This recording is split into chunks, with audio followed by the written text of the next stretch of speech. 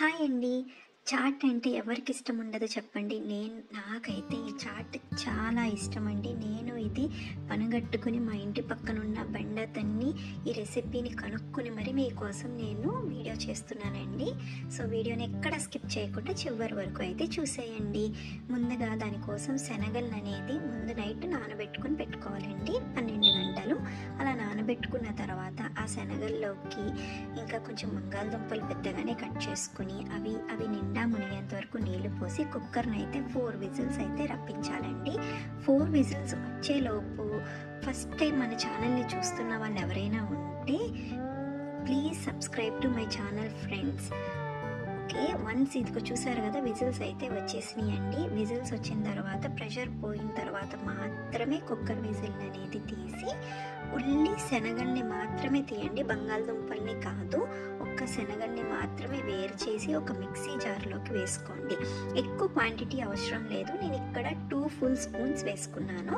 వేసుకున్న తర్వాత మ్యాషర్ని యూజ్ చేసి దీన్ని ఫుల్గా మ్యాష్ చేయకూడదండి, కొంచెం కచ్చా పిచ్చాగా మ్యాష్ చేయాలి.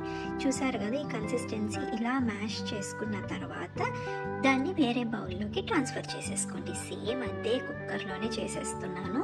సో ట్రాన్స్ఫర్ చేసుకున్న తర్వాత కొంచెం ఆయిల్ వేసుకొని 1 స్పూన్ జీలకర్ర, 1 స్పూన్ ఆవాలు, ఇంకా కరివేపాకు అండ్ ఇంగువ కూడా వేసుకొని బాగా కలుపుకొని కొంచెం పచ్చిమిరపకాయలు, ఇక్కడ పచ్చిమిరపకాయలు అనేది కొంచెమే వేసుకోండి, ఒక 2 వేసుకోండి సరిపోతుంది. ఈ చాట్కి అనేది కారమే ఉండాలండి, పచ్చిమిరపకాయలు కారం కాదు.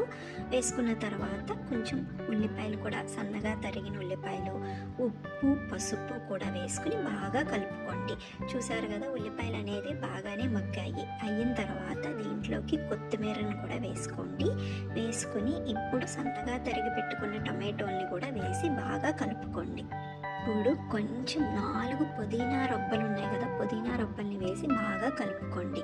ఇది మాత్రం అస్సలు స్కిప్ చేయొద్దండి. పుదీనా ఆకులు మస్ట్ అండ్ షుడ్గా వేసుకోండి మీకు స్ట్రీట్ స్టైల్ ఫ్లేవర్ కావాలి అంటే.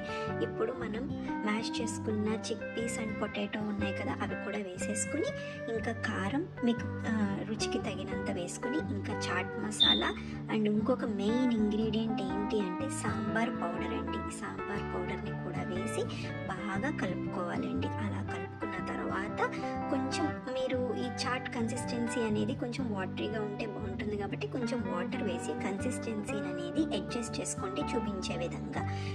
ఇప్పుడు మనం శనగల్ని పక్కన తీసుకొని పెట్టుకున్నాం కదా, దాన్ని మిక్సీ పట్టేసుకోండి, స్మూత్గా చేసేసుకుని దాన్ని ఇందులో కూడా కలిపేసేయండి. కలిపి బాగా మిక్స్ చేసుకుని ఇప్పుడు మనం సాల్ట్ అనేది అడ్జస్ట్ చేసుకోవాలి. సాల్ట్ కొంచెం అడ్జస్ట్ చేసేసుకుని పైన కొత్తిమీర వేసుకొని తింటే అసలు రుచి అనేది చాలా అంటే చాలా బాగుంటుందండి. ఈ వీడియో కనుక మీకు నచ్చినట్లుంటే please subscribe to my channel friends. Thank you for watching.